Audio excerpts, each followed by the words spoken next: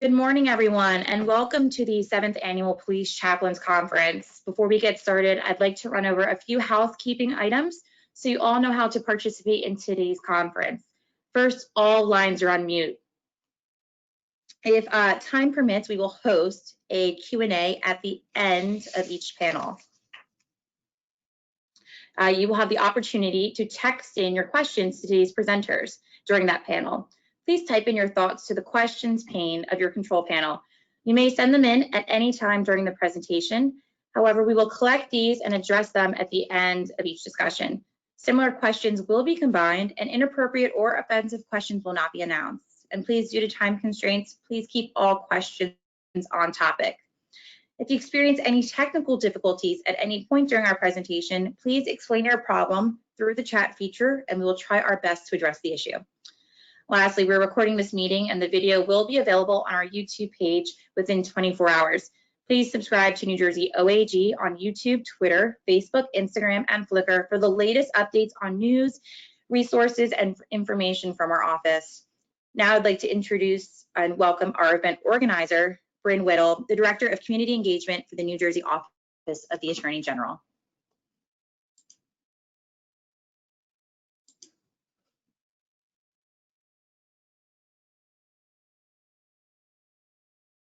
Good morning, and thank you all for joining us for our 7th Annual Police Chaplains Conference.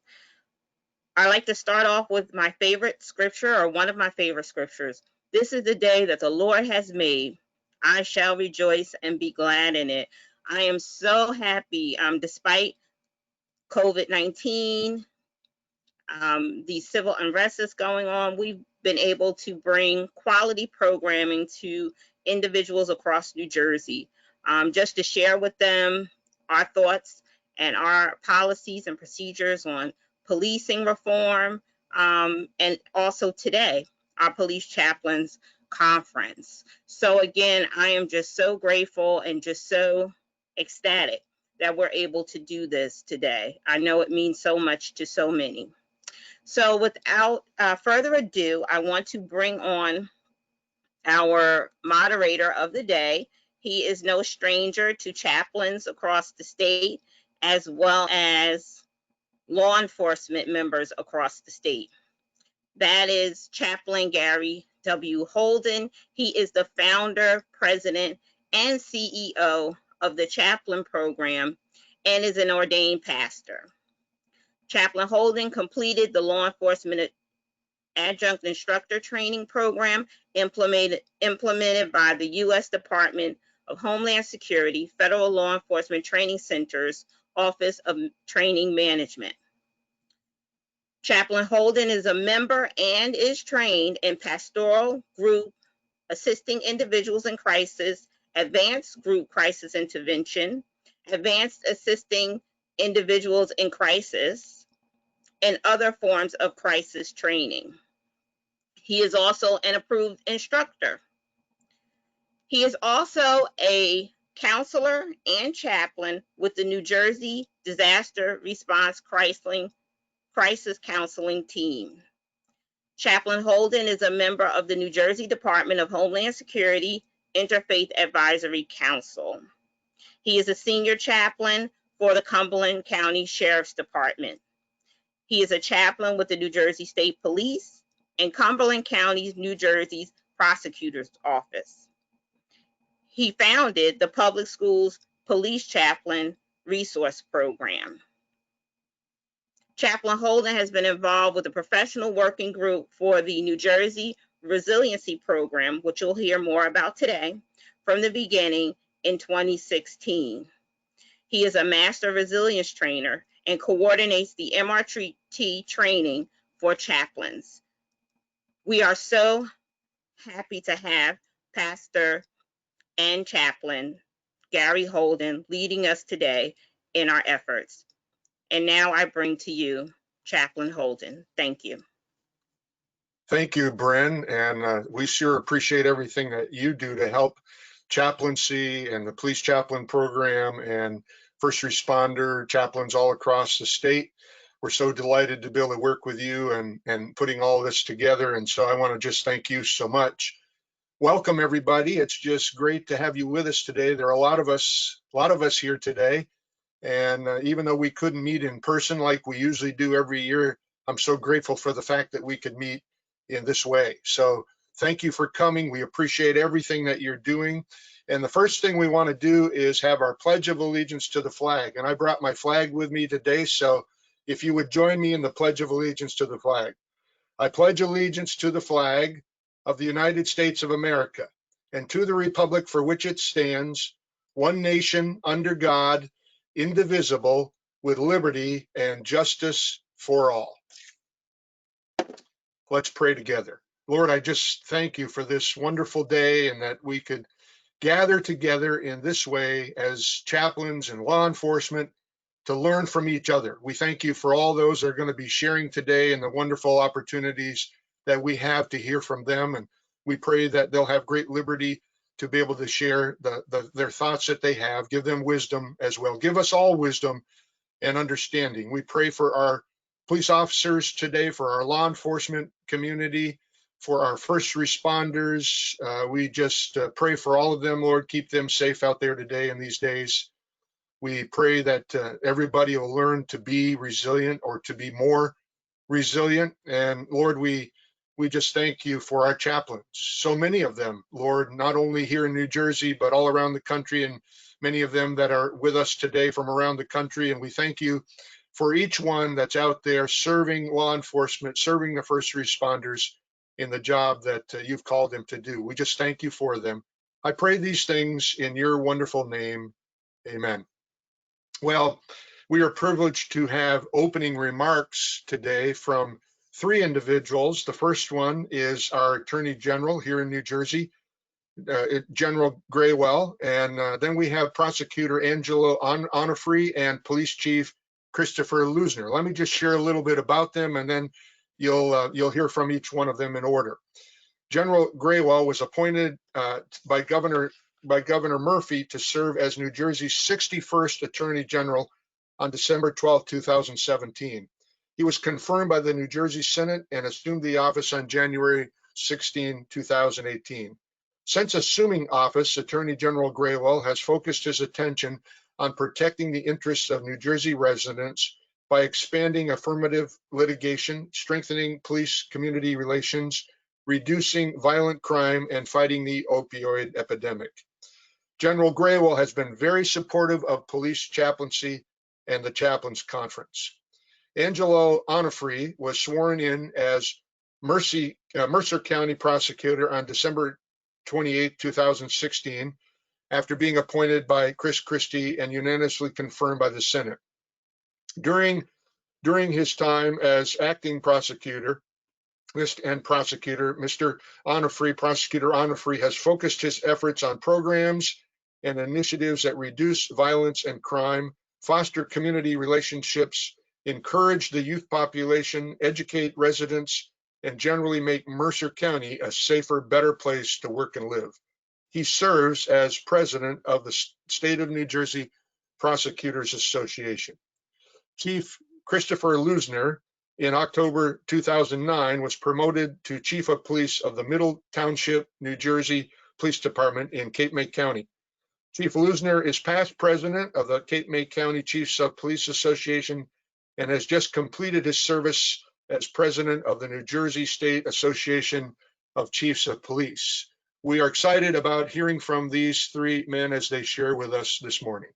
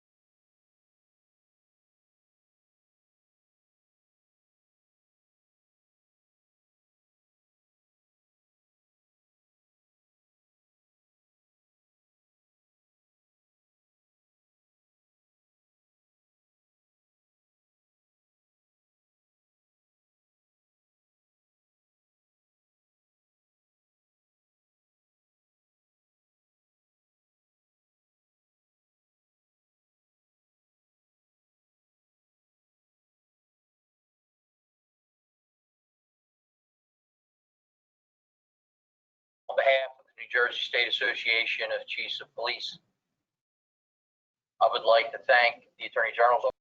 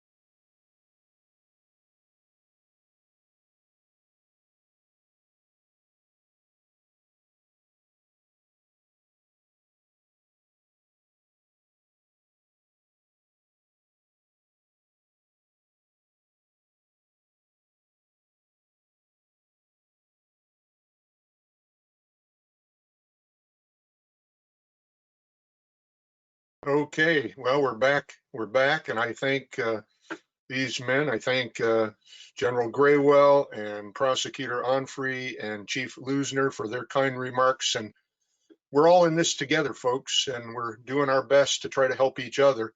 And you heard that how important chaplains are, and we're there to help. That's what we're here to do.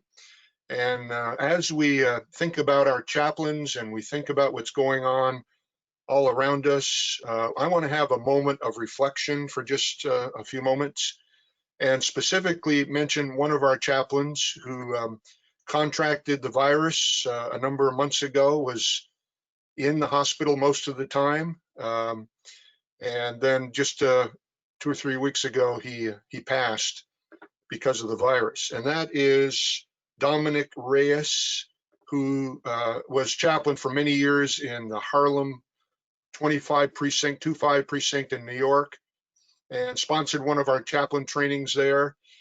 And we had a tremendous training, and has done so much for law enforcement in his area in New York City, and has had an influence and trained many chaplains as well. So we remember him today, and we want to remember his family. And then also all the officers. There's been a number of officers in our state here and other states around us, and of course all around the country, that contracted the virus, and they passed on as well, and other first responders. So let's just bow for a moment of silence, a moment of reflection as we think about these dear folks and their families.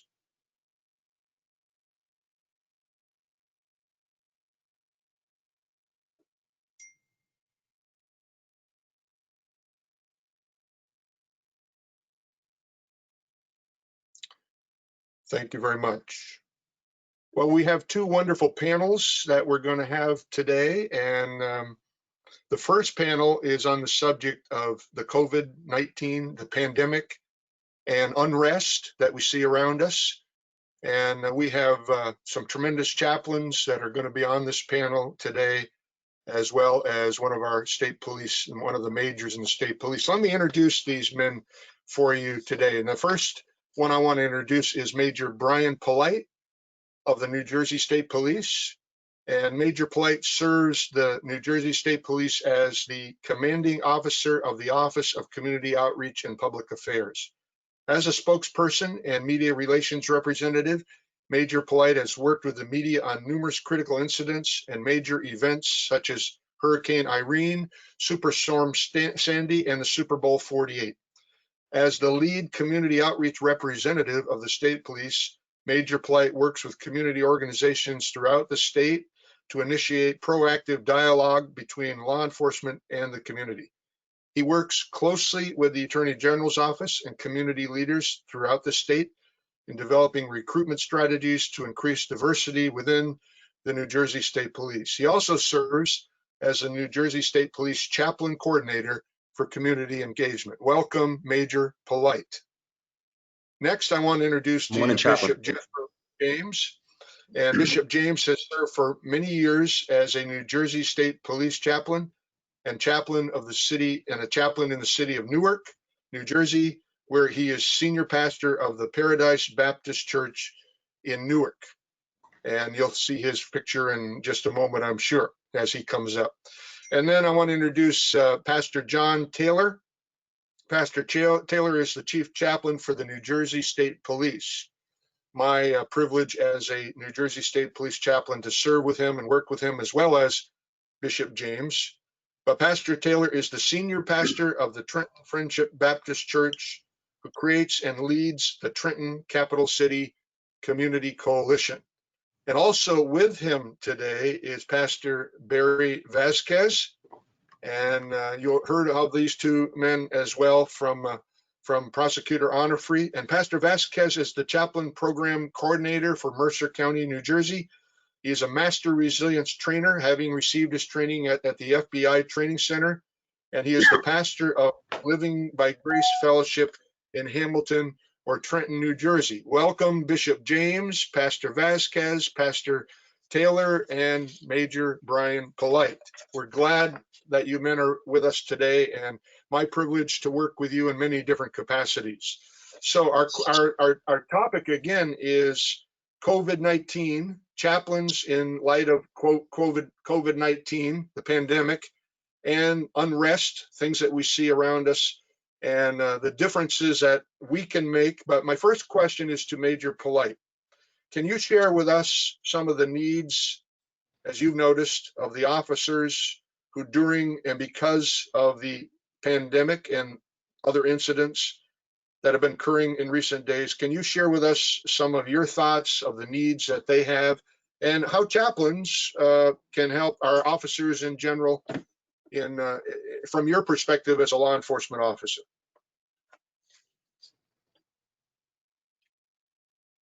Yes, well, first and foremost, good morning, and thank you for having me on this panel, Chaplain Holden. I want to also thank the Attorney General's office for putting together what's now the 7th annual Chaplains Conference. And unfortunately, we have to do it virtually, but I'm still nonetheless happy to be here. You know, in regards to the Chaplains program, and particularly for the New Jersey State Police, one of the things Colonel Callahan always says is we really want to, focus on getting our chaplains prepared during the blue sky days. And that's when things are going well.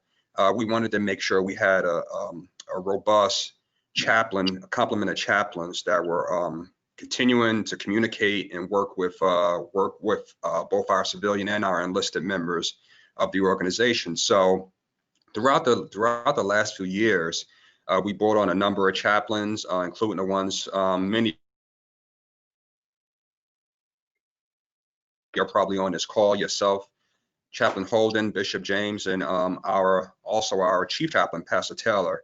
So we've been able to have a very robust, well-versed, diverse group of chaplains. And because of that, during those blue sky days, we've been able to develop very meaningful relationships with our enlisted and our civilian personnel in regards to our chaplains. From everything from our recruiting initiatives, the chaplains have been a part of it. During our graduation of our recruits in the academy, even during the academy, our chaplains have been serving as spiritual guiders for our recruits while they're in the academy. And during our community outreach efforts, our chaplains have played a pivotal part in helping us bridge that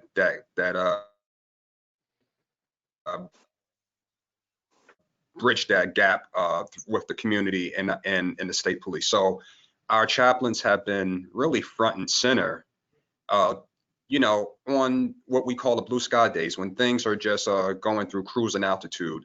The chaplains have been a tremendous part of the New Jersey State Police. And then you look at some of the critical events we have throughout the state, whether it be an active shooter situation or a terrorist event or a biased crime.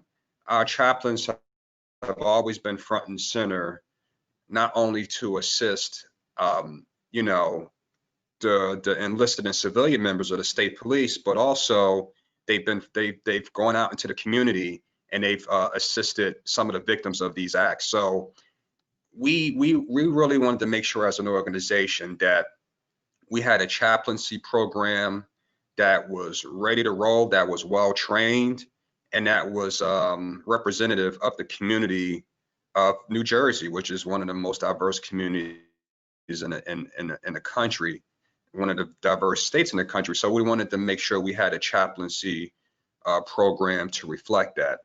Now, you look at the New Jersey State Police, we have roughly 5,000 employees or members. A good, 2,800 of those members being being enlisted members. So when something like the COVID pandemic hits, we're considered essential workers. A good amount of us are considered essential workers. So when you're dealing with the same stressors, whether it be at home,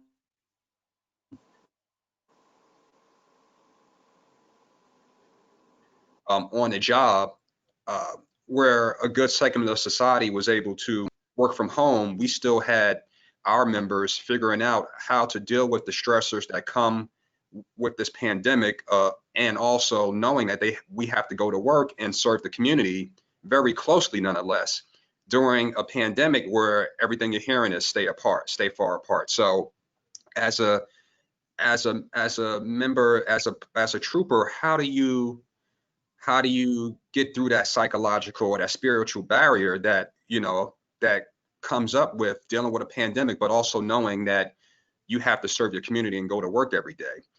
Then as the pandemic worsened, we had troopers at field medical sites where, because we had such a high death rate in our state, we had to find places to store these bodies, at this critical time. Our law enforcement and our troopers were tasked with guarding those sites. We had field medical hospitals that were stood up, that our chaplains are often visited and talked to the troopers that were there. So the question is, when you're dealing with something as serious as a pandemic and still with the uncertainty of how things are going to go, and you're dealing with the same stressors at home, and you're dealing with the same fear of, and because we wear this uniform, we're not immune to to the same situations that most people are dealing with psychologically and spiritually, during this pandemic. But the difference with us is that we have to still serve our community, and we have to do very hard jobs, and we have to come in close contact with people, sometimes in good situations, but a lot of times in bad situations. So what type of spiritual guidance and mental help and psychological help do you need when you're dealing with such a unique situation? We had troopers that contracted the virus. We had troopers that have family that have contracted the virus and passed away from the virus. So we're dealing with multiple situations that we're dealing with, but at the same time, we're going to work. And being a trooper and being on patrol, this is one of the jobs where everyone, to a certain degree, takes their stress to work with them. But as a trooper, when you take that stress to work with you, it has consequences, not only to yourself, but also to the public. So I think what the colonel understood and what the attorney general understands is that our law enforcement needs that guidance, needs that spiritual support, needs that psychological support, that the stakes are high with our organization, and we need to make sure that our law enforcement throughout the state has all the resources at their disposal to make sure when they're going out and serving in the community, these stressors are not being pushed on to the people that we're serving. So the chaplains, I can say, have been a tremendous asset in making sure that we're able to have that spiritual support. We're able to have that crisis intervention support when we're going through stressors, when we're going through chaplains are there. I'm so proud of this group that we put together, where you talk about a volunteer group. Every time we have a situation, my phone is ringing off the hook, because we had chaplains stepping up to say, how can I help? And that's one of the things I'm most proud of, as being a part of this chaplaincy program. So, and basically what we're looking at is for law enforcement, how do we do our job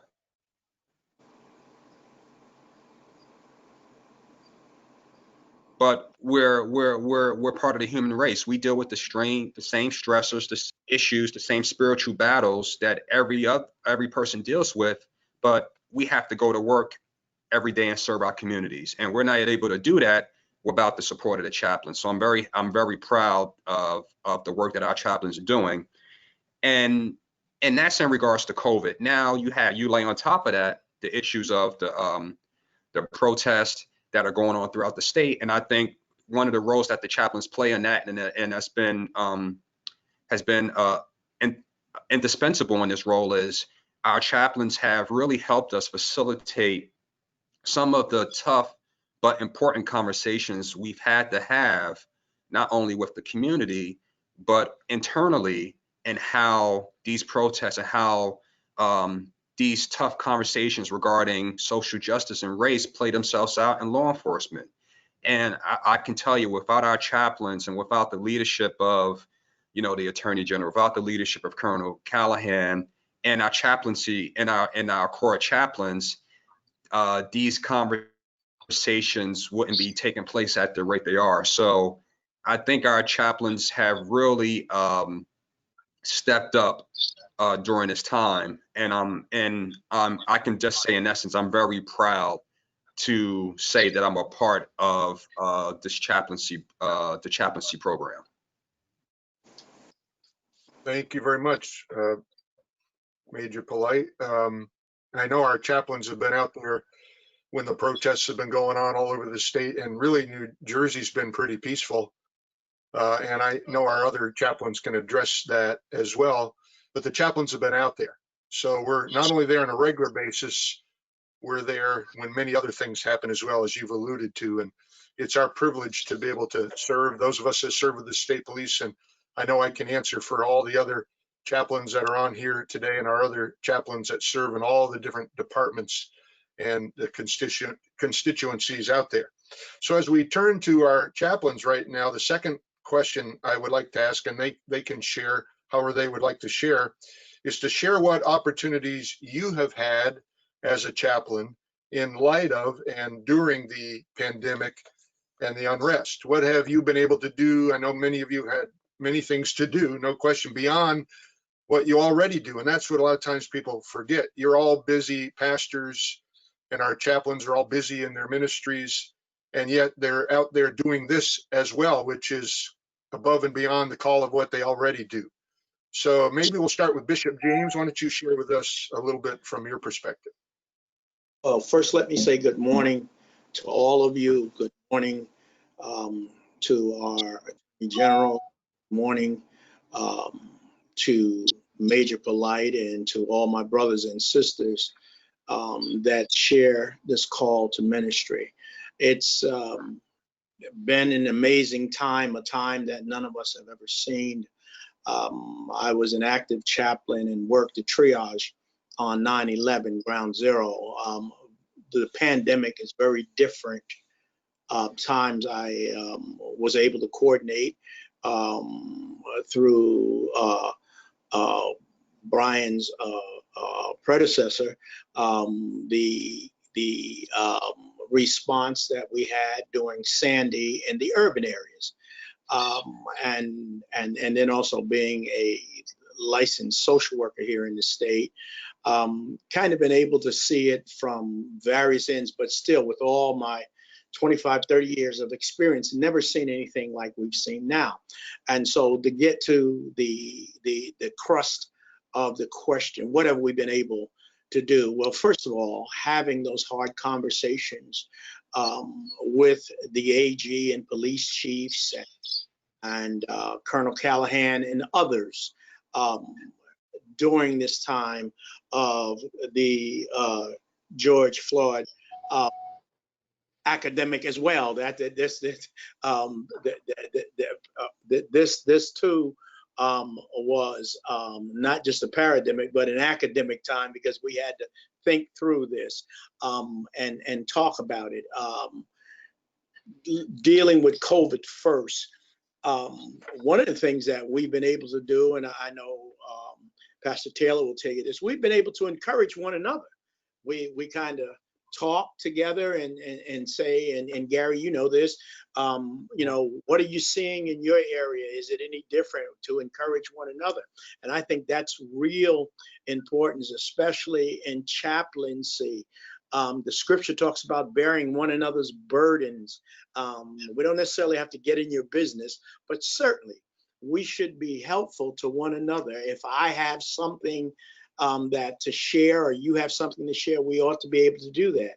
In addition to that, during the COVID piece, with so many deaths in this state, whether it's in law enforcement or in our congregations or in our community, we've had to deal with folks that are not able to mourn as they would normally mourn, not able to bury their dead as they would normally bury their dead. And so, and then work with the mortuary societies, work with those that have that responsibility and sort of keep peace within families and government, because we know that with executive orders, there were certain things that families and morticianers were not able to do.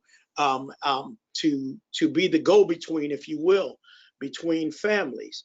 And then Brian mentioned, just a few blocks from my church, I believe I might have been the first chaplain for the state police when they had brought in the I call them the box trucks with the bodies. That's what they really were. And we had seven trailers full of bodies at UMD&J. How do you encourage the troopers that were there and the personnel that were there? And so conversations, and I thank God and Brian and all of us, we ought to be proud of some of the troopers, because they would say to me, Bishop, just talk to me. Just have prayer with me. Don't you come here. You're not as young as you used to be. You have a few health things coming on. Don't come here. So I thank them as well, because they encourage me. But dealing with the families of those that had loved ones in those refrigerated trucks, this is something I don't know. There's no real training for. How do you deal with a community member that that may not even go to a church, a mosque, a synagogue, and their grief is real. Their grief is real. And then trying to deal with them and keep the peace, and saying there is hope. And that's a reality. And then trying to deal also with the troopers and the other law enforcement and National Guard persons that are there, and letting them know there's hope, because they realize that the bodies that they're guarding died from a disease that we still don't know much about. That's the reality, and talk about what they wanted to talk about. And so I became a sounding board. As Major Polite talked about, they've got to go home to their families. I'm a sounding board. They talked about, well, I can't get to my priest or my reverend or my rabbi or my imam. You become a sounding board, and you listen and you counsel. And then the other thing is, thank God that many of us have outside resources. For example, we had a case where a young officer was dealing with some family issues, and he didn't want to talk to his pastor because he knew them.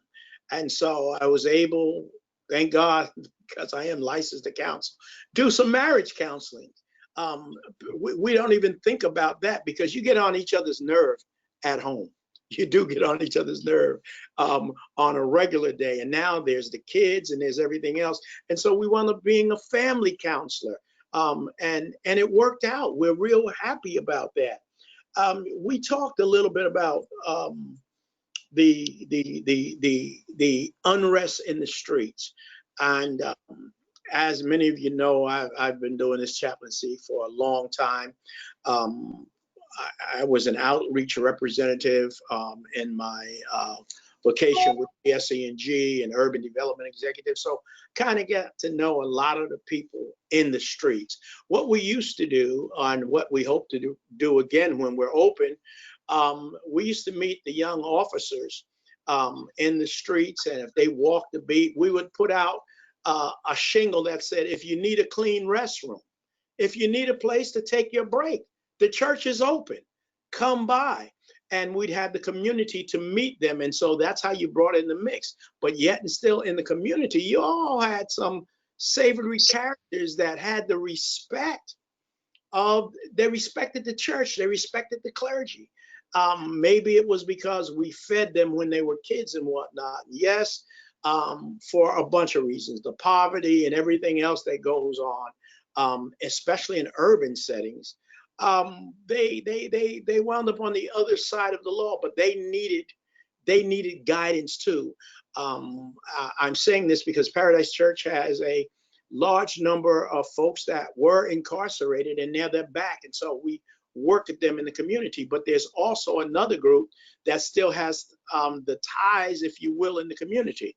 And so when the unrest started, and I can speak for Newark, I held several Zoom meetings, as well as telephone meetings and a few personal meetings, sometimes up until midnight, to talk about what the protest was going to look like.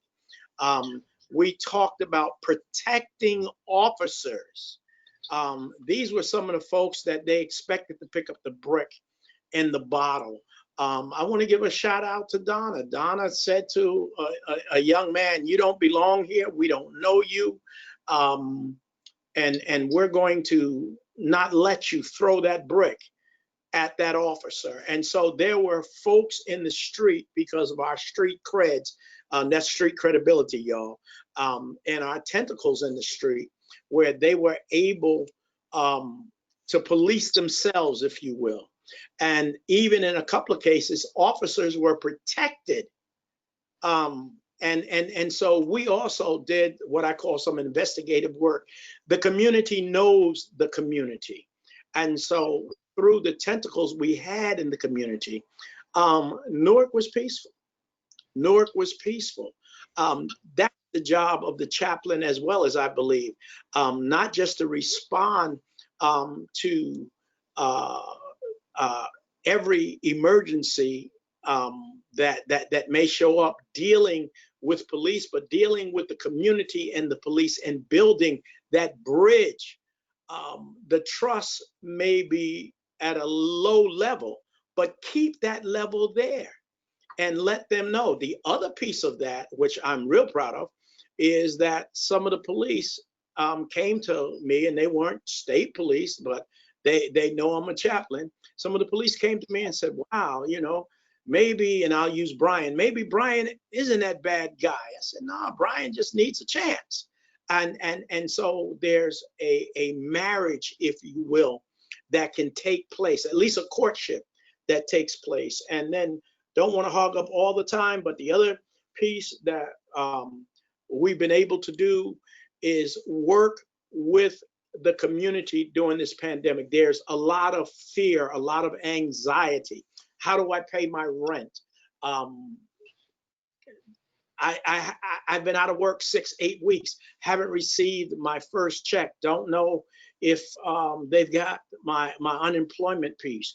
And we've sort of been able to bring down the anxiety piece, but we're also working with like our local Human Service Advisory Council, dealing with the directors of welfare, dealing with an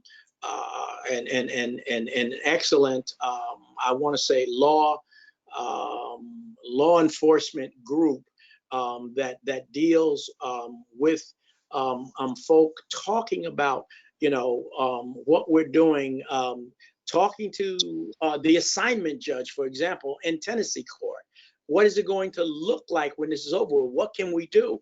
And so I think that this pandemic has brought out the best in chaplaincy. And as I said, I really believe that the work that all of you do, and that's all of you that are listening, that are part of this, makes a difference in the community, because many cities, but especially in New Jersey, did not burn because there was a chaplaincy, there were chaplains, there were pastors that were in the street that had what I call street cred. So Thank you so much. Yeah, we've seen that really all over the state, and thank you for sharing what's going on in Newark and the great work you're doing there, as well as with the state police. Let's go to Pastor Vasquez at this time and share some of these thoughts from your perspective. Well, I thank you once again. Thank the AG for allowing us and giving us this opportunity to be part of the panel, and what a blessing it has been.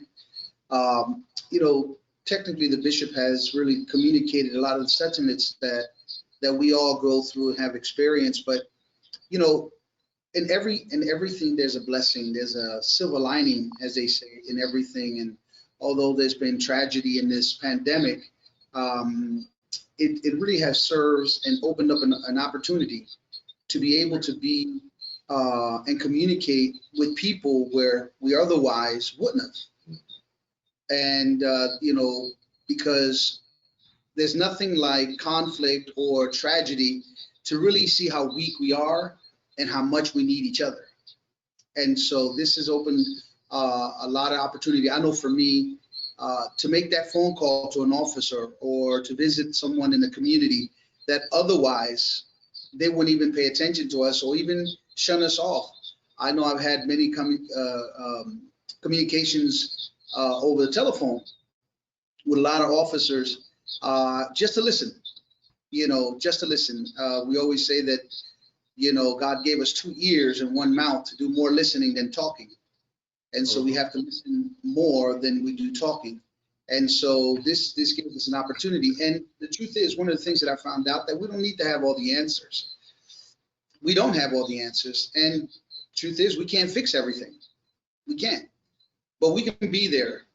We can be there for each officer. We can be there, as the bishop says, a sounding board, just to listen, just to listen.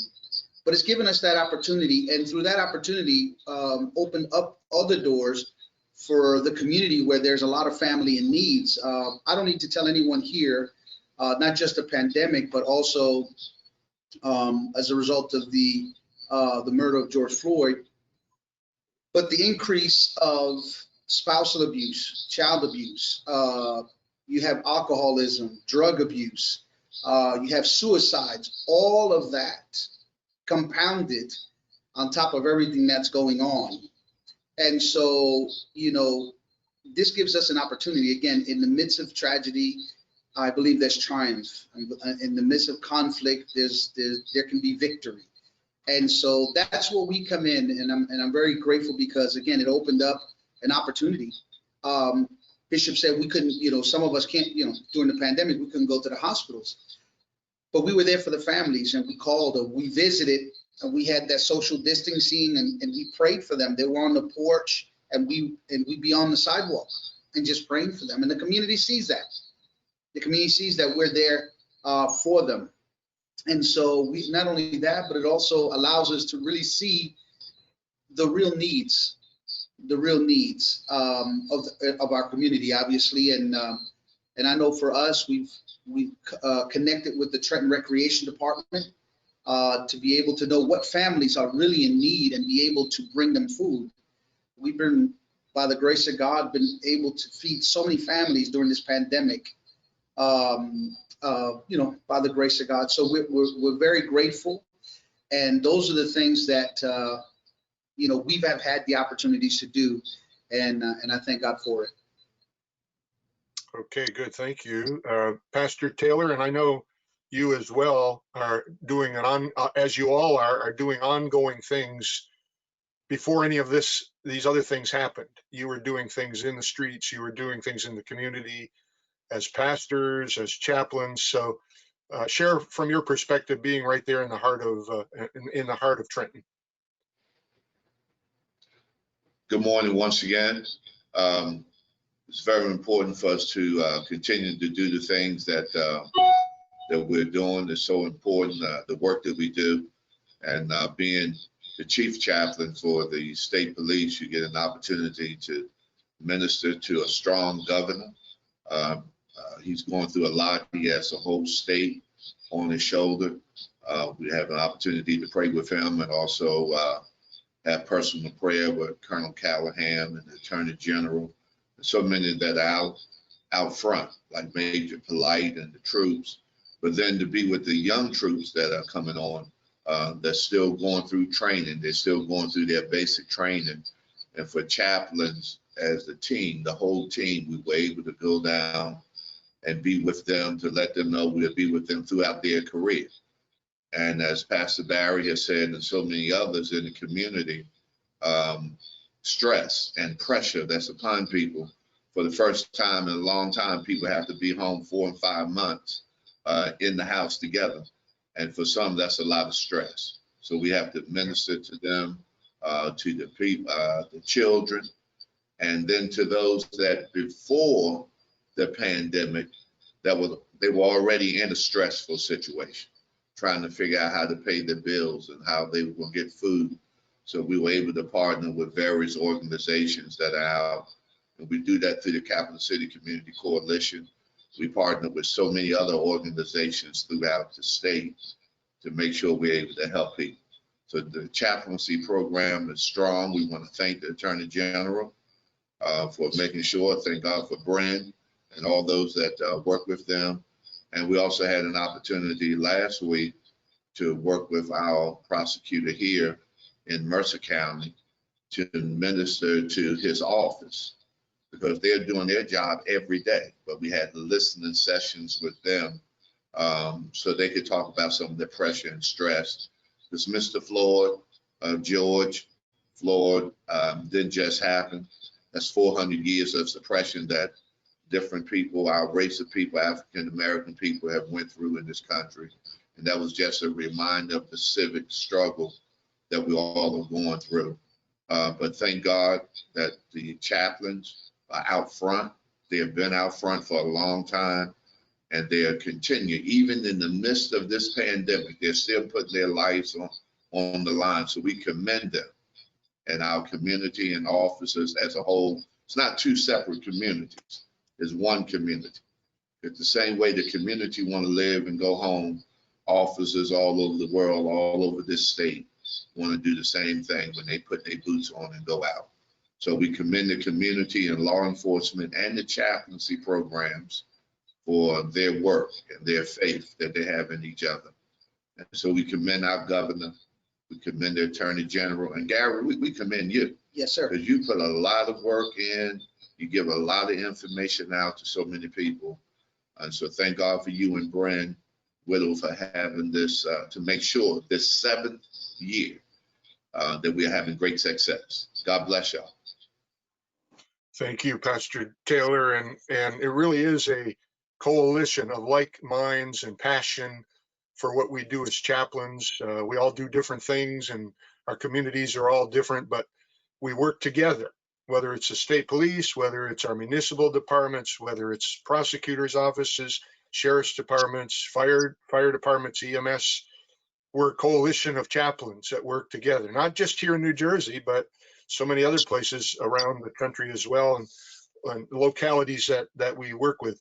Pastor Taylor, can you tell us a little bit about your capital city coalition that you put together before, much before this, but what you do with that, because I know it's making an impact, and in light of COVID and everything else, how's that been going? We've been together now for 5 years plus. Is a coalition made up of Homeland Security, FBI, state police, local law enforcement, community activists, the local government, teachers, superintendents, Mercer County Community College, Rider College, all of the learning institutions, hospitals, everyone that you can think of, the faith-based community. We all come together every first and third Thursday before COVID. Now we meet in small clusters. Some of us today are part of that coalition. And we've been doing great work in the community, but it also bridges the gap between the community, law enforcement, higher education, the local community colleges, as well as our superintendent Lee, who's over the public school systems here. And we're trying to do a great job with them, mending everybody together, kind of connecting the dots. So everyone has an opportunity to talk to each other, and we challenge each other. Mm-hmm. I don't want anyone to think that it's just a little friendly get together. It's a challenge. Sometimes, Gary, we leave out of there sweating, but the community holds us to what we say, and it's just good. From that, the community gets a chance. Once a year, we have a car show with the military, FBI, state police, fire department, the first offenders, first liners come out with the first responders, come out and be with the community. Everybody's dressed down for death. And so many from that, some of them signed up to get into law enforcement, the military, go on to colleges or trade school, because everybody won't be a doctor and lawyer. So it is very important that we do that. And we thank God for Bren, for the Attorney General's office being a part of that also from the conception of it. So we thank God. And I'm glad you said that, Gareth. It's not just something we're doing now because of the pandemic or because of George Floyd. These events, we have been together now for a while. We want to stop these things like George Floyd. And I don't think one event should lump all officers or all communities into one bucket. But we have a long way to go. We got to be honest with that. We got a long way to go. But we're moving in the right direction with peaceful protests. Yes. Well, I know in Cumberland County, where I am, Cumberland County, New Jersey, we've been doing a similar kind of thing, bringing all the agencies together, working together. And when something happens, we're already together and we can help each other along the way. So I appreciate what you're doing there in Trenton.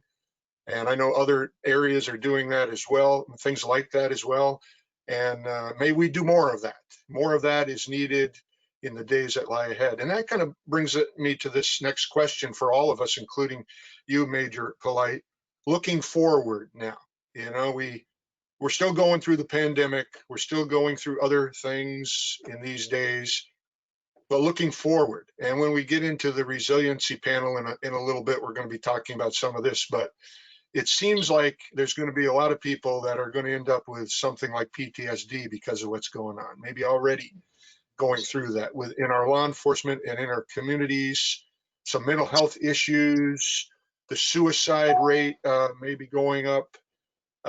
Again, in light of what's going on all around us, as we look forward, what can we do to help law enforcement, first responders, and others to give them hope and help to be more resilient, or what I might say, to get above it all? So let's start with you, Major Polite, on that subject. Yeah, Chaplain Holden, I can tell you, you're absolutely right. Hopefully sooner than later, we'll see our way on the other side of this pandemic. But we can't diminish the emotional, the psychological, physical toll that is taken on everyone, whether you're in law enforcement. I mean, it really transcends whether your career, your race, your gender. This pandemic has affected everyone tremendously. And I think that what we're really going to need as a society is a good dose of mental, psychological support, counseling, that spiritual component that the chaplains bring, and we're going to need a good, healthy dose of communication. And I think if we can figure out, not only as an organization, as a community, but as a state, once we see our way on the other side of this, there's going to be people with physical, visible, and invisible scars. And you got a generation of young people, young kids especially, that are not in school right now. So there's a psychological toll of that, of not socializing. I mean, it's there's going to be so many unintended consequences that we can't even begin to think of right now for dealing with this. So I really think the most important thing we're going to need, whether it be in the New Jersey State Police, or in our community and society as a whole, we're going to need, a good dose of healing and a good dose of therapy. Whether, like I said, whether that's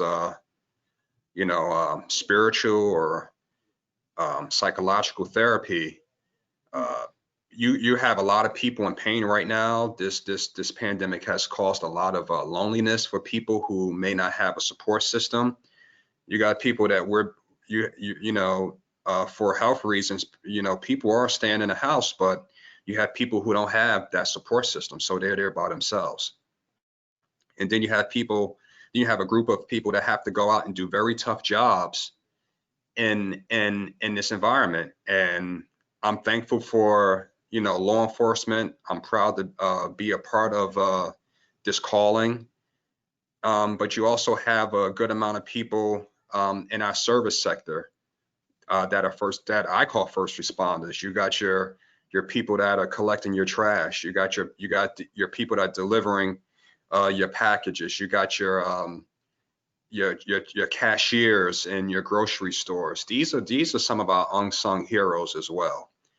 And as we come out the backside of this pandemic, which I think we all hope is sooner than later, we're going to number one, I think we're going to have to support each other. We're going to have to wrap our arms around each other and support each other with in addition to that mental and that psychological and that spiritual component. But also what we're really going to have to deal with now is just having those uncomfortable conversations that sometimes we've been a little hesitant to have, not only as law enforcement organizations, but as a society. I think because we've been we've been secluded, so to speak, in our own thoughts. I think these conversations have been had more. We often wonder what this conversation around George Floyd would have happened if, you know, the majority of the world wasn't, you know, inside their homes, glued to their televisions. Now, as we come on the back end of this, when people are starting to go back out and starting to resume life again and starting to, you know, go out and, you know, normalize their lives, we have to, I think the most important thing we got to remember is that we have to make sure that these, you know, the things that important things that we've gained from this moment, that they do not stop. Because I think in order to, you know, to make progress as, you know, law enforcement, as a community, is that we got to take the lessons learned from this unique situation and continue them on as we begin to open up, which I think everybody hope is sooner than later. Thank you. Yeah, sooner or later, that'd be, yeah, go ahead, Bishop. What is interesting with this question is not only the psychic and the mental and physical health, but folks that are trying to take advantage, and we might as well say it, folks that are trying to take advantage of what has happened here.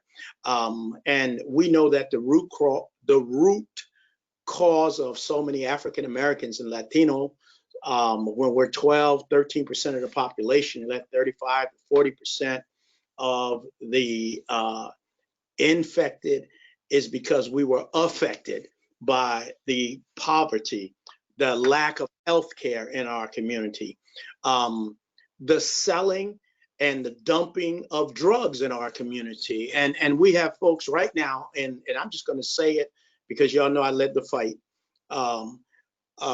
The reality is now they want to legalize marijuana. Our kids need to figure out a way to go to school instead of legalizing marijuana. Nobody's in prison unless they were a real dealer. Nobody goes to jail for a joint. So I need to put that out. And there's some folks in my community that are saying, smoke this while you're in the house, it's better. Let's talk about the reality. 5,000 cases are already filed with legal aid for landlords. Quite sure it's going to be in Trenton and other urban areas, that as soon as they open up again and there's no rent moratorium, to evict 5,000 families already.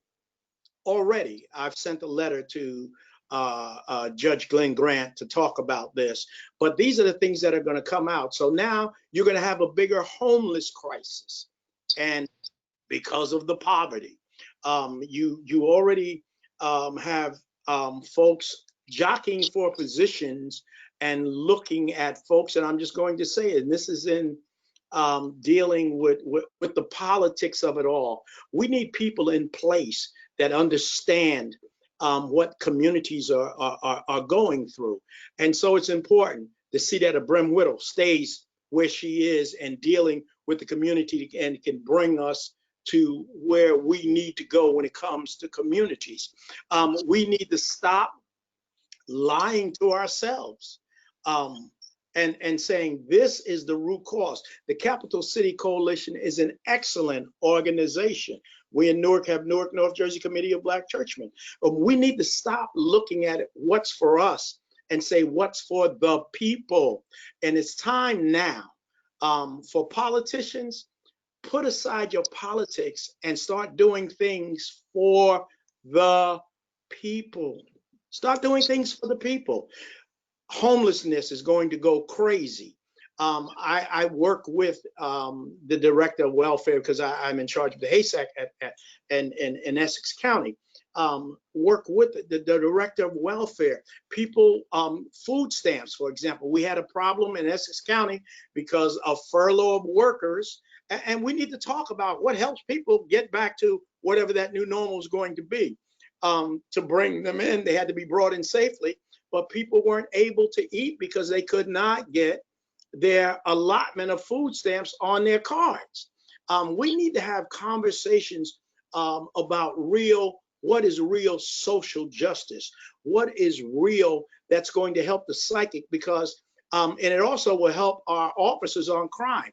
I looked at the redlining piece that came out from The Rock, and it talked about unrest because if somebody was stealing food. We need to be in on those discussions as chaplains, as community leaders, to say before you put a document out that goes to police, you should check with us. I would never put out anything with redlining, because any of us that have been around for a little while, Latino, African American, know that redlining means something else to us. It means something else. And so we've got to be socially conscious as we go forward out of this pandemic. Okay. Well, great thoughts. So many things as we come out of this pandemic, correct, that some we don't even know about yet, that we may have to deal with. We have a couple more minutes. So Pastor Vasquez or Pastor Taylor, again, from your perspective, anything that you want to share on this subject? Okay. You know, I've always said, even in our church and everyone I talk to, that we live in a broken world with broken people. And, you know, we can't fix it all. But I think our responsibility is to help people be resilient. There's some people that bounce back better than others. But the Bible is clear. He said, you who are stronger, strengthen the weaker. And that's what we're supposed to do. Help those that are less resilient than some of us. And, you know, we talk about the pandemic, and I didn't mention so much about the racial reconciliation that needs to happen. And, you know, I really talked about, I've had discussions with my son and my daughter about Jim Crow laws. They never really saw that or heard that. And I had to really explain to them how the segregation happened. And I said, and I kind of correlated, I said, you know, Papi, today, you know, we can't go into shopping centers, supermarkets, and anything else without a mask on. If you don't have a mask on, they'll throw you out. I said, imagine a people that couldn't even do that, not because of a mask that you can take off and on, but because of the color of the skin that they can take off. And so we've had to have this tough conversation, even in our church, because I have a very diverse, very multicultural church. We've had to have these discussions. I think this needs to happen more. That's why I really thank God for the prosecutor Anafri for allowing us, Castile and I, to partake in that listening session. I think we need to have more of that, not just in one segment of the government. I think throughout the state, really have, and I think the chaplains and clergy should participate in that, because we work with the community very directly, and we could build that bridge. So, right. Those are my comments. Excellent. Pastor Taylor, as we finish up. Yep, time is short on us. I'm going to try to get right to it. The mental stress and poverty and the various things that we have to deal with, it was here long before the pandemic. And so you have a hurting people that now have multiple hurts on top of hurt. And that's why it's so important for us as chaplains to do what we do spiritually, but also allow the professionals to do what they need to do to deal with the stress and the mental situations that people are in. We can't push it aside anymore. We have young people, children that are stressed out, parents, police officers, community pastors, chaplains, all of us as human beings. We're going through some stressful mental times, and we need to get professional help for that. We also need to deal with the spiritual side of it, as well as economical, social, education, and poverty also. All of that's still there, way before the pandemic, way before George Floyd. And so this is why it's so important for the communities, through the chaplaincy program, and everyone as a whole, law enforcement, all of us collectively, yes, sir, coming together, listening to each other. That's one of the most powerful tools that I ever learned when I was going through my theological training. Not just how important it is to speak, but how important it is to listen before you speak. So God bless you again. We thank you for everything that you're doing. And let's continue to do the work for chaplains all over New Jersey, all over this country, throughout this world. The world needs us, and we need them, and we need each other. Together we can make. So we're going to have a lot more on our plate, but I want to remind you all, we have a big God who can help us get through all of this. Yes, sir. So let's keep that in mind. I want to thank you, men, for your involvement with this panel today. Great job. And I love you guys, and just keep up the good work. God bless. Love you back. We'll be moving to the panel. So.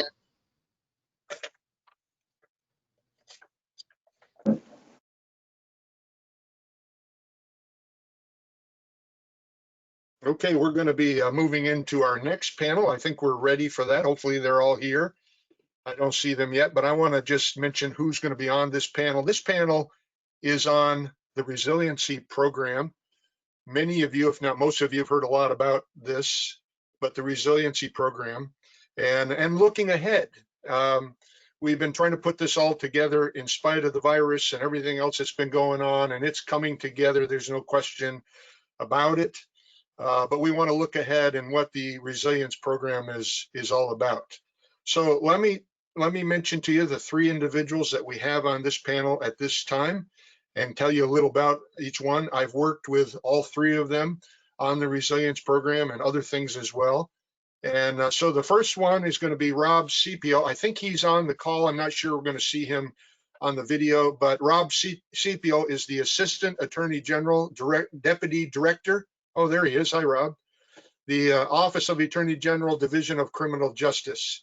And he's been a prosecutor at the county and state levels in New Jersey for over 24 years, employed at the New Jersey Office of the Attorney General, Division of Criminal Justice for 16 years, serving in both the Official Corruption and the Prosecutor's Supervision and Training Bureau. In 2016, Rob Cepio was promoted to the position of Deputy Chief of Training in the Prosecutors and Supervision Training Bureau. And his responsibilities with that include updating training, and creating the curriculum for law enforcement officers and prosecutors on numerous legal courses offered by the Division of Criminal Justice, the CLEAR Institute, and the New Jersey Police Training Commission. So a lot involved with training there. In August of 2019, Rob was appointed the Chief Resiliency Officer for the state of New Jersey. In 2020, he was promoted the Deputy Director, just recently, the Deputy Director of the Division of Criminal Justice. He oversees the Prosecutor's Supervision and Training Bureau, Financial and Cyber Crimes Unit, Forfeiture Unit, and conducts the Brady Giglio reviews. Welcome, Rob. And next, you will see Michael Pellegrino. Michael Pellegrino works with the Mercer County Prosecutor's Office. He was a Ewing Police Officer of the Year for 2018. He retired then from the police department in Ewing after 25 years of service. And he currently works as an agent to the Mercer County Prosecutor, Angelo Anafri, who you've heard from just before. He holds the position of Chief Resiliency Officer for Mercer County. He is a Master Resilience Trainer for the FBI, National FBI Academy, so he travels around the country doing resiliency training. He currently teaches the tenets and modules not only in Mercer County, but throughout the country. Michael, along with his wife, Dee, had the vision for the Resilient Minds on the Front Lines webcast that is going out now all over the country. And then, are you there? Are you there, Michael? We'll find you someplace. And then Renee White is the Ocean County, hi Renee, Ocean County Assistant Prosecutor. And she has been an assistant prosecutor for over 13 years. She has been a registered nurse for the past 16 years, 10 of which were spent working in and out of emergency departments within the major corporate healthcare systems. Renee has over 20 years of experience in the healthcare field.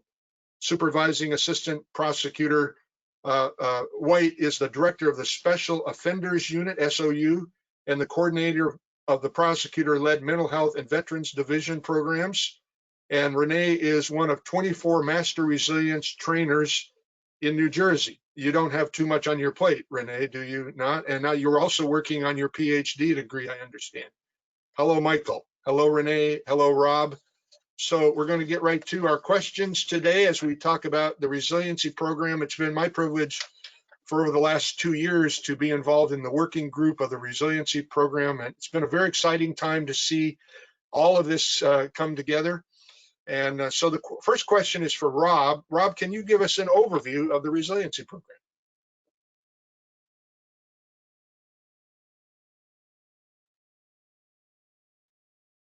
Got to bring your mic up. Okay. Yeah, you had me muted. First of all, Gary, thank you. I appreciate it. It's almost like we're having a board meeting of Resilient Minds on the front lines here with the chaplains, as all of the members on this call are also on Resilient Minds on the front lines. Gary, first of all, I wanted to thank you and your organization for all the work that you do with us. I believe you and I just dried out from the food drive we did in Bridgeton on Friday, where we actually distributed over 700 packets of food to needy families in a tropical storm. We like challenges and, of course, resiliency, so we figured, what the heck, we'll do it in a tropical storm.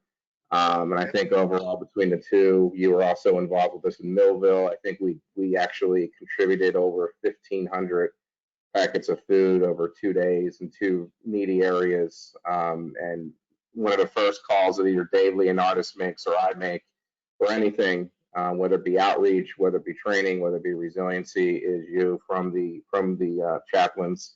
And we appreciate the support and the continued working relationship with you guys. And so usually one of our go-to people is call Gary Holden first. You always say yes, so I appreciate that. And then we go from there.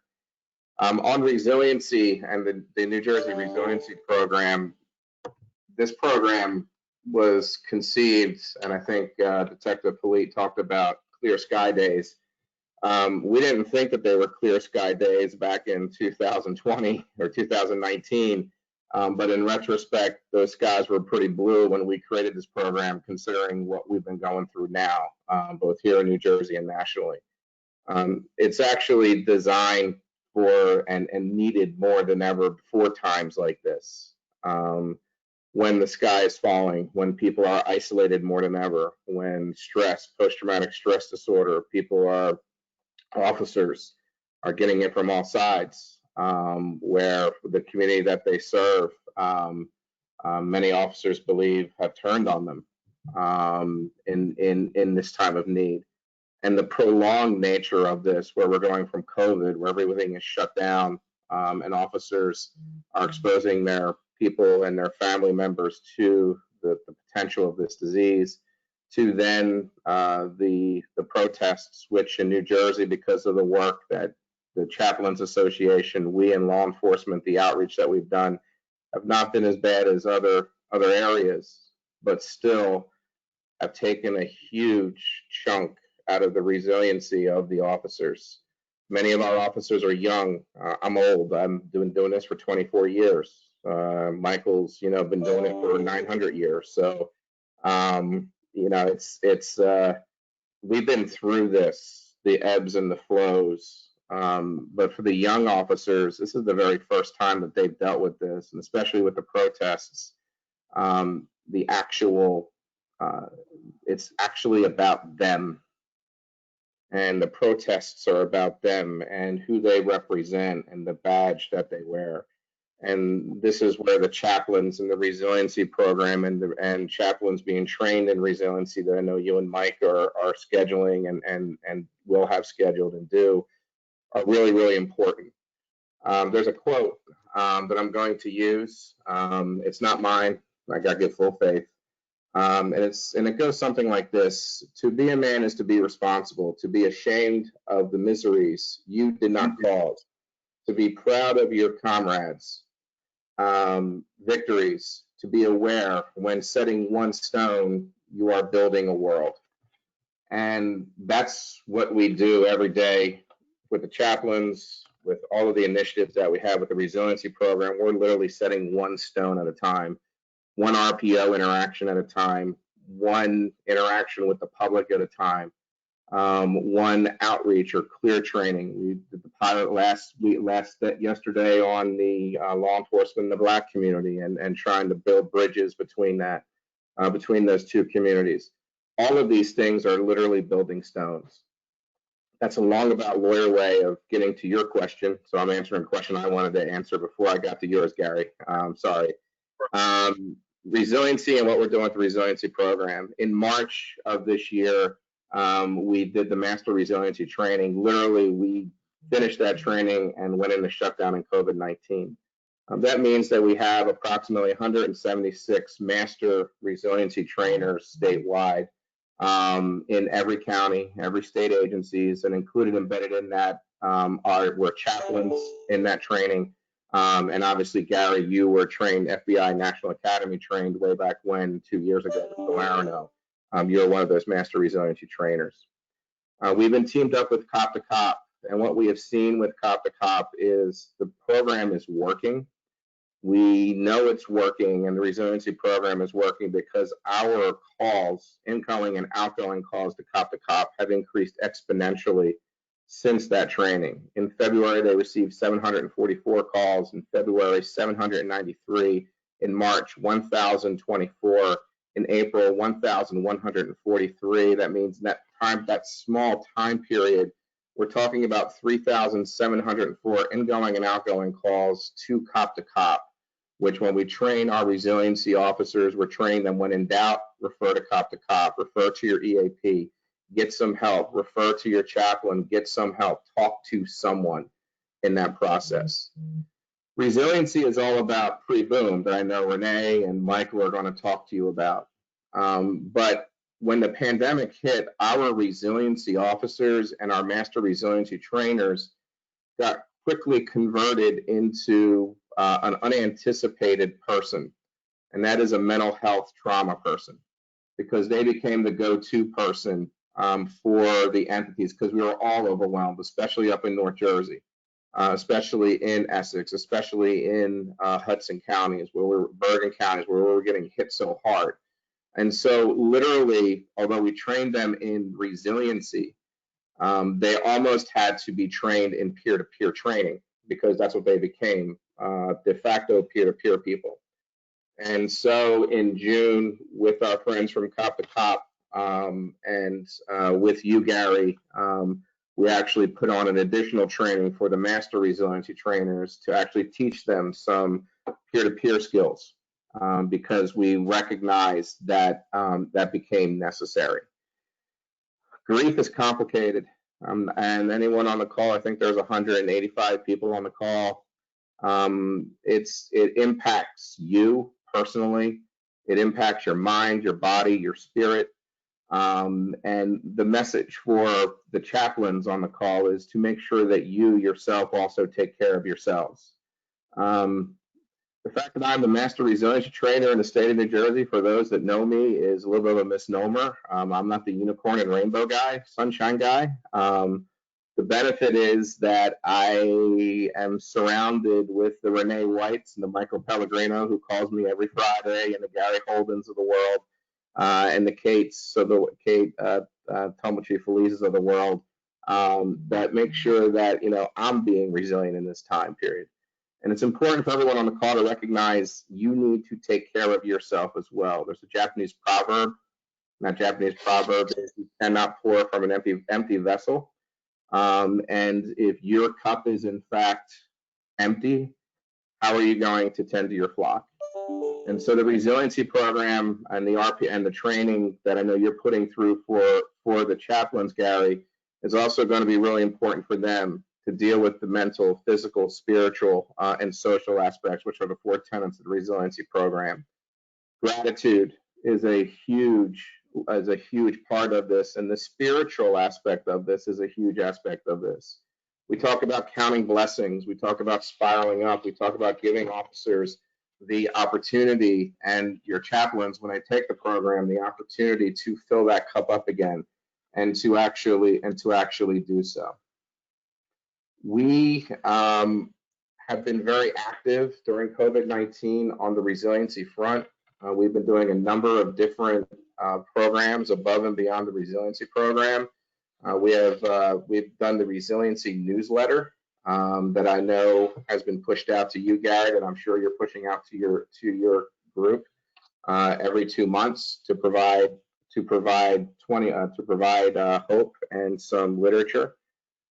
We also, and I know Michael Pellegrino is going to talk more about this with Mike, with him and his wife actually coming up with the concept, and my office and everyone else running with it, Resilient Minds on the Front Lines. I know Mike's going to give you the website. Our request, as my request is going to be to the prosecutors at the CPANJ call it too, is that the chaplains put it up on whatever website you have. I'm going to ask that all the county prosecutors put it up on their websites. And that's 15 Minutes Hope in a world turned upside down. And I think we're at 31 now, Mike, 31 webcasts that we've done in a short period of time. The Chaplains program is an extremely part of this program. We are going to be picking up with the law enforcement officers, going to live trainings and pushing this out to all the RPOs, hopefully starting in September where there's no spikes. Our goal is still to have all the RPOs trained by the end of this year. That has not been extended. I know Renee White has actually been ahead of the curve, and but for COVID, Michael Pellegrino, who of course was always in competition with Renee White, would probably have all his Mercer people trained. But our goal is to have all the RPOs trained by the end of this year. We have over 600 of them statewide. And then all of the law enforcement officers trained. The RPOs are going to train the law enforcement officers. So it's master resiliency trainers training the RPOs training their jurisdictions is how we're set up. That's what I have to report with regards to resiliency and where we are. COVID slowed us down, but we are all about overcoming and adapting. And so we look forward to pushing this down the fall. The last thing I'm going to leave you with before you turn over to Mike and Renee is what drives us. And I've used this before. I think, Chaplain, you've seen me use this, and I know down in Miami, I talked about this as well. A lot of us came to this. There's a lot of passion in this program and the reason for it. Some of us came to this, most of us came to this because someone we knew, someone that we respected, ultimately committed suicide. And so for me, it is Detective Zabriskie, Ed Zabriskie. And most of you saw at the summit last year, his wife give what I thought was the most 15 minutes of unbelievable testimony as to a life of a widow of an officer that committed suicide. His son is now 16 years old. He is going to be a sophomore in high school. And his son has his mother's courage because his son wrote the following. My name is Jake Zabriskie, son of Rachel and Ed Zabriskie. When I was asked to make a statement regarding my situation and experience, it was hard for me to grasp what should be said. I decided to come straight forward and not sugarcoat it because suicide is not something that should be taken lightly. It sucks. The countless amounts of games missed, situations you could use your father's advice, or simple tricks that you could pass to your child, like how to shave or tie a tie. The hardest part of me was knowing I was in the presence while he struggled in and day out. I thought I was the problem, but I was not. The common stereotype regarding officers' mental health is blown over, which is resulting in more suicide deaths from law enforcement officers year after year. That's countless families facing tragedy, thousands of lives affected. We need to stop pretending we don't know how big of a deal mental health is. We need change. I can never get my dad back. I can never get the images or memories of my mom breaking down, devastated at his funeral. I can't avoid that I'm a child of an officer who committed suicide. I can help with change and figure out a way to stop this so others don't have to experience what I went through. We can make a difference. No more sugarcoating. Let's get to work. That's been our motto, and our motto is from a 16-year-old. No more sugarcoating it. Let's get to work. I wanted to thank the chaplains for being a part of that, the other individuals on the call for being a part of that. We know from our experience, both in 9/11 and from what our friends at Cop to Cop tell us, and psychologists tell us, that there is going to be a lull. And then we are going to be at peak time when individuals and officers have an opportunity to think and reflect, where we may see an increase in suicides. We've already had far too many this year. It is through the partnership with the chaplains, the RPOs, Cop to Cop, Resilient Minds on the front lines, you, Gary, Mike, and Renee, that we will put ourselves in the best position so that we don't put another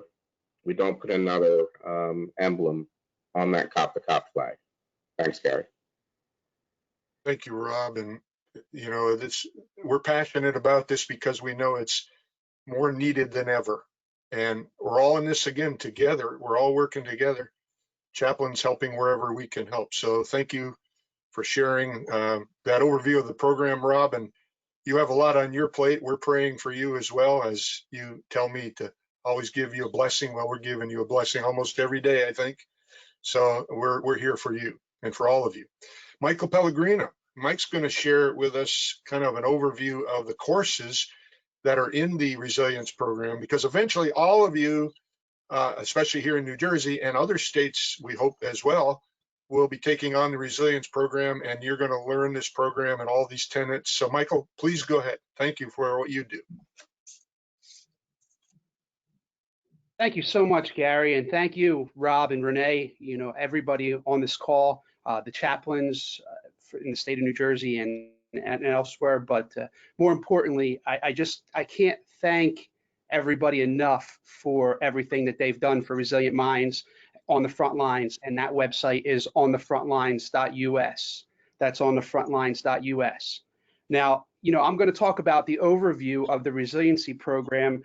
And most importantly, I want to talk about two things. I want to talk about change, and I want to talk about attitude, because those two things are so important in everything that we do. And you know, one of the mottos and the mentors that I have, not only on this call, you know, Pastor Taylor, Pastor Vasquez, you, Gary, and Rob and Renee, I have a lot of other mentors that I look up to as well. And one of the ones that I always think of is Tony Robbins, and he says it best. He says, "Where focus goes, energy flows." And when we focus on something, that's where all our energy is going to go. And you know, it's all about change. And when you change your mind, you change your life, and things happen. And you got to train your mind to be stronger than your emotions, or else you're going to lose yourself every time. And that's so very, very important. And that's why we talk about resiliency. And the first question I'm going to ask is, what is resiliency? And it's the ability to withstand or grow in the face of the stressors. And I like to use examples when I talk. And one of the examples is the tennis ball and the egg. When you drop a tennis ball, that tennis ball bounces. When you drop an egg, that egg will splat. And more importantly, also, another example that I'd like to use is that tree in the wind. That tree will bend in the wind, but with resiliency, it'll never break. So we have to really focus on that storm and make sure that whatever that storm is in our life, that we focus on that, because it's so important on the bouncing back in resiliency. Because you know, things are temporary in life, and we need to make sure that we don't make a temporary problem a permanent solution. So these are the things that we're going to go over and we talk about in the resiliency program.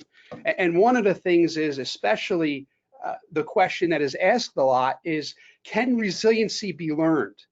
And that question is absolutely can be learned.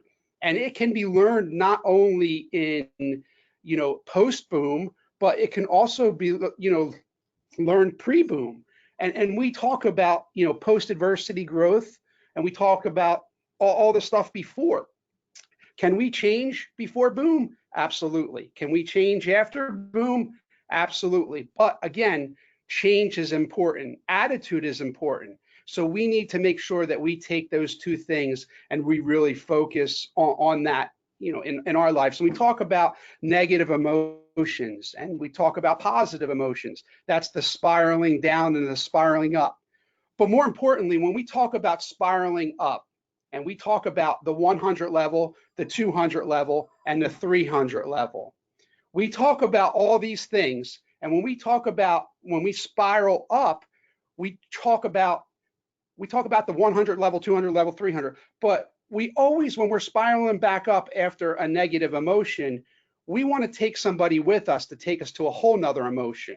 And that's very important for us. So we talk about that, quite often.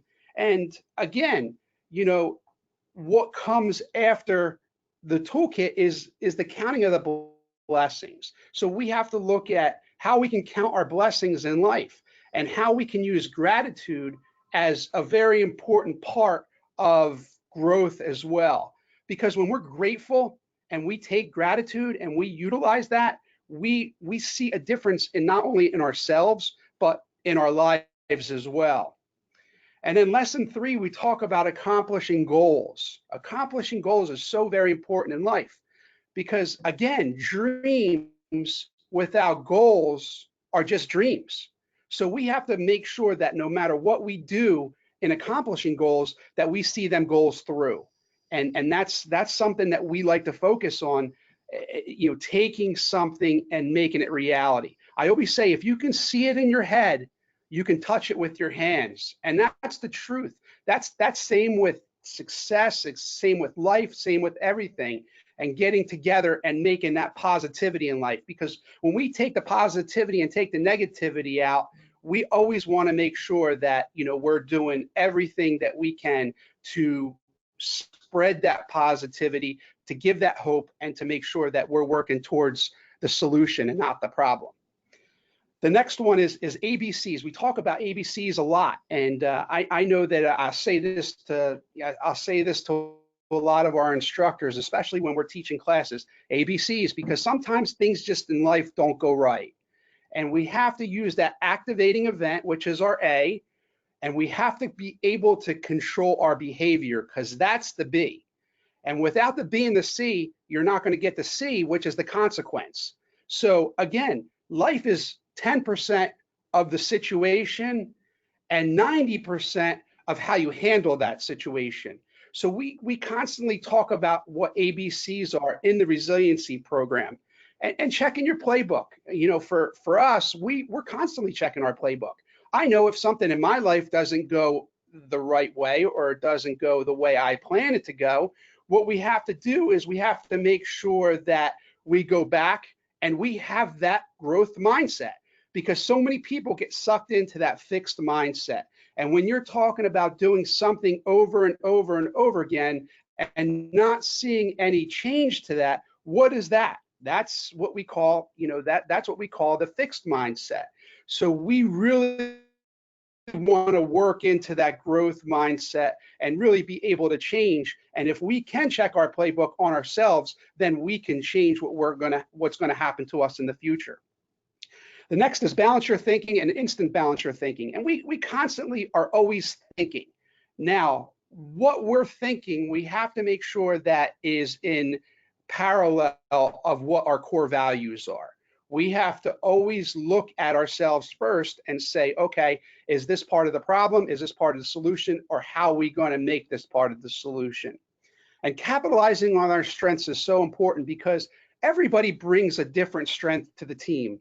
And when we were doing that in Resilient Minds, everybody brings a different strength to that team. And it's so important on the team to make sure that we're capitalizing on people's strengths. So what I may be weak in, somebody else may be strong in, and that's where we pick each other up, and that's where we bring that whole teamwork concept into it.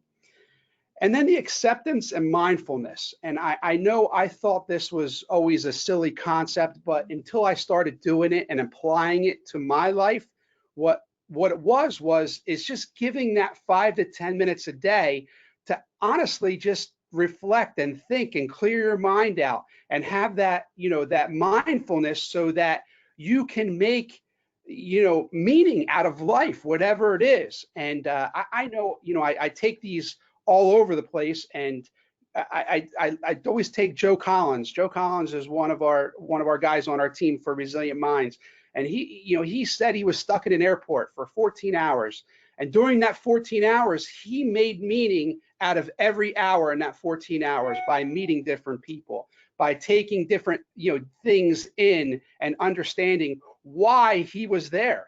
And when you make meaning out of life, it's so much more purposeful. And I always say this, I always say that the two most important days in my life was the day that I was born and the day that I found my why in life. And that was my purpose. And when your why is bigger than your how, that's when things change. And that's when you really move forward on that. The next one is spiritual resilience. Now, there's nothing more important in my life, and why we're here right now is for spiritual resilience, because faith is everything to me. I believe that. I wholeheartedly believe that. Sometimes we don't always see it or touch it, but we can utilize it, and we can, ask for things and all that other stuff. So spiritual resilience and faith is so very, very, very important. And then we get into the physical portion of it. And, this just starts off with breaking down that cortisol in your body every day. And, for me, I utilize the first hour of my day in physical resilience, getting my heart rate up, breaking that cortisol down, putting that dopamine in my body, and really driving myself to make that the best day that I possibly can. And that's so, so very important. Interpersonal problem solving. Interpersonal problem solving is so, each of these lessons really take it to a whole nother level in kind of feeding off of one another as well. I always say, and I use this example with a lot of our classes as well, if I send a text message and I'm mad at you, there's no emotion behind that. There's no interpersonal connection. So to actually have a problem-solving connection, it's important to have your tone of voice, your body language, and everything connecting at the same time with what's important now. And we always call that the win model or motto. What's important now, and taking that interpersonal, not only interpersonal skill, but being able to utilize that to be a problem solver and being part of the solution. It's very easy to be part of a problem, but to be part of a solution, that's where we really want to make our efforts go. And then the last lesson is good listening and active listening. And I always use the example of whenever somebody comes and talks to me, I always want to make sure that I'm not sitting behind my desk or playing on my computer or doing my phone. I want to make sure that I'm present in that moment, because when you connect with somebody and you communicate a clear message, there's nothing more important in life than being able to connect and being able to communicate that clear message, because there is no other way to do that. So it's important to be there, be present, understand whatever their situation is going through. If you don't understand it, empathize it, put yourself in their shoes, and really, really understand that, what the resiliency program is everything that we learned in the elementary school. Now we're just taking it to a whole nother level, and making sure that our core values and everything kind of match up with that. And our tenets are so very important. Our mental awareness, adaptability, our decision making. I always used to tell the kids when I taught in the elementary schools is, how do you make a good decision? And why don't you think about the outcome first before you make that decision? Because when you make that decision is going to stay with you. It's almost like when you tell somebody something that you're going to regret later on. You can't take it back. You can apologize for it, but you can never take it. You can never take it back because you said it at that time. And positive thinking. There's nothing, for me, everything's positive in life. And no matter what the situation is, the glass is always full, no matter what. We can always fix problems, and that's what we want to do. And, especially in business, I always tell, people in business that, being an entrepreneur and understanding that, you can have 10 problems, but let's come to the table with 12 solutions, so that we can always, as a group, make the right call and make the right decision with that. Our physical, our endurance, our nutrition, our recovery of our body. Our body is very, very important. It's like going to the gym in the morning. We work out from our neck down, but how many times do we go to the gym and work from our neck up? and that's the most important part of our body, is our minds. So a changed mind is a changed life, and a changed life is something that will definitely will be best for everyone. And it's that respect factor. We talk about treating others the way we want to be treated. Respect, change, attitude, these are all core components of what we're doing here, not only in the resiliency program, but also how we can, really focus on life as well. Our social, our communication, our connectiveness. To me, connecting people and being able to connect with people are so very important. And I love that word, connectiveness. And I think myself as a connector, because I like to think how I can help somebody, not only emotionally, spiritually, but how can I help them physically? And to me, that's my purpose in life, is to be able to help people and to add value to them people. And for the spiritual portion of it, the perseverance and the core values and the perspective and the purpose. Again, your why has to be bigger than your how. And when that happens, life changes. Thank you, Gary. Sorry to take so much time up. Good. No, you covered it. And, folks, I want you to know this is tremendous training. The subject matter is awesome. And eventually, you're all going to have the opportunity to have this training so you can help yourselves, your family, and certainly the law enforcement community and others. So these are vital trainings, and we have a number of instructors, and you're going to hear a whole lot more about this in the future. Hi, Renee. I want to have Renee share the training program for the RPOs. Now, what is that? What is an RPO? You can tell them what an RPO is. And you've already trained a number of RPOs in the departments. A chaplain could also be an RPO, technically, but certainly these are officers. And so share all about that. What are they? I mean, not what they're learning, but what is the RPO doing, and what is he learning from this so he can help the other officers? Sure. So our RPOs have already been trained in Ocean County. Each police department, each agency in Ocean County has a designated RPO, and they're the designated resiliency officer for that agency. Traditionally, they're responsible for training their agency in the resiliency training, but in Ocean, we've done it a little differently in the sense that they'll be training all the officers in the county. So all of our RPOs in Ocean County, at this point, we have about 55, are tasked with spreading that resiliency training to all the other officers in our county. With that, the RPOs are also sort of the resiliency liaison for their department, so that if an officer is having trouble, they can rely upon that resiliency officer as a resource to either connect them with cop to cop or their EAP, or to provide peer assistance, whatever it may be. And if there is an issue with the agency using its own RPO, certainly agencies can cross RPOs throughout the county, meaning I'm the one for the prosecutor's office. If, say, Berkeley Township's RPO doesn't want to handle a matter with their officer, they feel uncomfortable, or there's some type of conflict, that officer can feel free to use an RPO in any of the other town's police departments, which is wonderful. So with that, an RPO is there for peer support. It's there as a connection for resources, and really our RPOs are already engaged in training, and I'm blessed in Ocean County to actually have one of my master resiliency trainer RPOs is Sergeant Sean Crotty out of Little Egg, who's a chaplain and absolutely wonderful. So we've actually made our master resiliency instructors in Ocean already.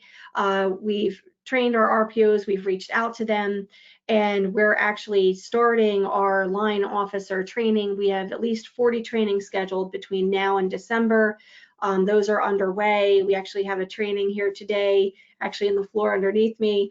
We have our RPOs here that are getting up to speed so that they're ready to train starting next week. So we always do stress to our RPOs, as Rob said, you really have to take care of yourself. It's sort of like the CPR, Annie, are you okay? You have to make sure you and the scene are safe before you can actually take care of somebody else. You really have to be there yourself, and you have to be there wholeheartedly to be there as a resource for another officer. So you really have to have your stuff together, and that's why our RPO training is so important. And making master instructors is so important because they need to be there for those other officers. Our trainings will be capped at 25 people per class. We certainly welcome chaplains into our programming. Our programming is taking place at 3 to 4 different locations at one time. We'll have 4 trainings running at the same time at 4 different locations. And hopefully then those RPOs will be able to go back to their departments. Everyone in their departments will be trained as well, and they'll be able to share that knowledge amongst themselves and use that optimism and use all those skills that Michael talked about to pull each other up in times of need, whether it's a traumatic event or whether it's just a regular daily hassle that the department or officer is going through. Those RPOs will be there with their fellow officers to try to pull them up. And hopefully when every officer has this training throughout the county, we'll see morale improve. But as Rob stated before, with the things that are going on right now, it's more important than ever before for our chaplains to be reaching out and to really be participating in the process. And we are just certainly so thrilled to have you involved and to have everybody on the line today and to really welcome them any way we can, because every resource is a vital resource right now. It is truly an all hands on deck scenario, and chaplains certainly at a time of crisis when officers are in need are absolutely a vital resource. And we've been seeing, actually in my county, I can tell you firsthand that we've been seeing officers in trouble, whether it's with substances, use of alcohol, or just depression, and really struggling with morale right now. Our numbers are going up of officers that are sort of in distress. And I think, chaplains are just an incredible resource for us to use, because I think really right now officers are struggling spiritually. And when you have that void, when you have that gap, what better than to have a chaplain there as a lifeline for that officer? So our RPOs are going to have their hands full, much more full than we ever would have anticipated, actually at when this training started. But I think they're going to be able to handle it, and certainly with the help of chaplains, they're going to be able to handle it. So thank you for everything you do, Gary, and thank you to all the other chaplains out there with us today. Thank you, Renee, for all that you do as well and are going to be doing in the next few weeks and months. As we begin to finish this segment up, are there any testimonials already that, or sharing a little story about somebody that has been helped by this through the RPO and through the Resilience program? Go ahead. Absolutely. Thank you, Gary, for bringing that up. So I had an officer in an unnamed department. We'll say his RPO had reached out and said that this officer had gotten into an argument with his wife. And in the process of getting into an argument with his wife, the marriage has been on the rocks for a little bit. The officer made a statement about hurting himself. And the RPO called me because he was concerned about whether or not that statement rose to the level of where, as an RPO, he needed to sort of go beyond the relationship with that officer and sort of report it to somebody else because he was worried about the officer's safety. So with that, they reached out to me. I was able to actually reach out to our director of psychiatric emergency screening services. We were able to get that officer immediately to screening to get the resources needed.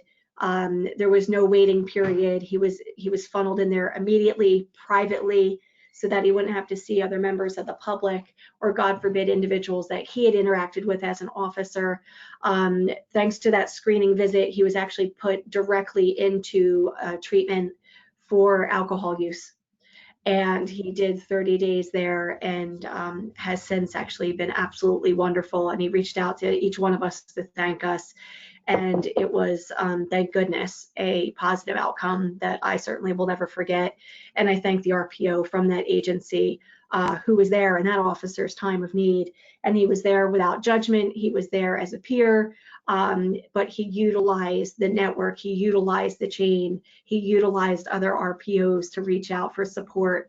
And we were able to get that officer help immediately. So a wonderfully positive outcome thanks to the resiliency program. So an impact is already being made. Anybody else have any testimonials of anybody so far? So again, it's just starting, folks. I know. Yeah, go ahead. Go ahead. No, I was just going to say, Gary, we, even with the Resilient Minds on the front lines, we've had a couple testimonials right on our website, and we've gotten a lot of calls with the resiliency program, and I share them now because again, they're making the call, and that's what it's all about, is making the call. I use the analogy when you go on an airplane, the first thing they tell you is to make sure that you put your mask on first before helping others with their mask. So we need to make sure that we take care of ourselves as well when we're dealing with these issues as well. But the testimonials out there, people call you all the time. I've probably gotten over 200 calls in this last month, with everything that's going on. And I know Renee and Rob and I share a lot of that, and I know I share that with you, Gary, as well. And it's just different people have different issues, and everybody is just looking for that lifeline right now. So it's important to be there. And even Absolutely. right down to schooling and COVID and all the changes in our officers' home environments, you have kids that were previously in school or in daycare who are now home. And that's an added stressor to both the officer and or their significant other, if there is one. We had scheduling changes for officers that were emergent that upended their entire lifestyle at home on a dime. And, when you have someone whose entire schedule or custody with their kids revolves around a set schedule, and then COVID flips that on its head, it's extremely traumatic. So you've had, COVID, morale with the police was actually an issue before COVID, but certainly now with COVID, we have a lot of officers struggling because of the changes with COVID and their home lifestyles, with scheduling and parenting and schooling. Trying to homeschool was really traumatic for a lot of officers. So those are the types of calls we've been getting. Officers struggling with their relationships with significant others because their stress levels have been absolutely through the roof. We've been able to refer a lot of officers to local counselors for marital counseling, for substance use counseling, and all outcomes right now have been positive. Unfortunately, we did have to send 2 officers to screening, but even those outcomes, by sending someone to the emergency room, were met with immediately referring them to a service organization who was able to help them. So all outcomes are positive. Gary, So there's no question this program is for such a time as this. Go ahead, Rob. I think the biggest thing is, and we're very cautious with our words, because if this is working correctly, this will be the best kept secret in the state of New Jersey, because the first thing that we preserve is confidentiality of the officer's individuality, confidentiality of the communications. I could talk about the number of phone calls and the number of thank you calls that I have gotten, but I can't, because we preserve more than anything else the confidentiality. If we lose that trust, we'd lose this program. And so much like dealing with a chaplain and dealing with an officer who goes to a chaplain, we preserve that from our perspective even more so. The conversations that I have go to me to my grave, and that's how we view this. Amen. Thank you. Chaplains, just so you're aware, that we'll be training some key chaplains in every county that will become trainers, that will go back to their county and train all the chaplains in their county. So we're planning to have one of those in August, and we're putting that together, as many of the counties we can do at that time. And then eventually it'll filter down to every department that has chaplains, and the chaplains will be trained, so they'll know what's going on as well. So that's how it's going to work. We'll keep you posted. So panel members, thank you so much. Rob and Michael and Renee, you did a great job, and we'll see you on the other side sometime. God If I can bless. just mention Thank you one very thing. much. Yeah. I'm sorry, I didn't mention it. Yeah, go ahead. Renee is actually working on a program long-term to actually transition this for retired officers. And we're looking to target officers 5 years before retirement and start them through this process. So long-term, that's where the future of the program lands. I'm sorry for jumping in. Oh, that's great. And that's so important with retired officers. That is so often forgotten, and we don't want them to be forgotten. So again, thank you very much, folks. And as we begin to move along towards the end of the program today, chaplains and everyone who's on, we're going to hear from Jared Maples. And Jared is the Director of New Jersey Office of Homeland Security and Preparedness. And in his role, he serves as the federally designated Homeland Security Advisor to the governor, and that is a cabinet level executive responsibility for coordinating. You may have seen him on a number of the governor's broadcasts every day. And he coordinates and leads the New Jersey counterterrorism, cybersecurity, and emergency preparedness efforts. So now we're going to hear from Director Jared Maples.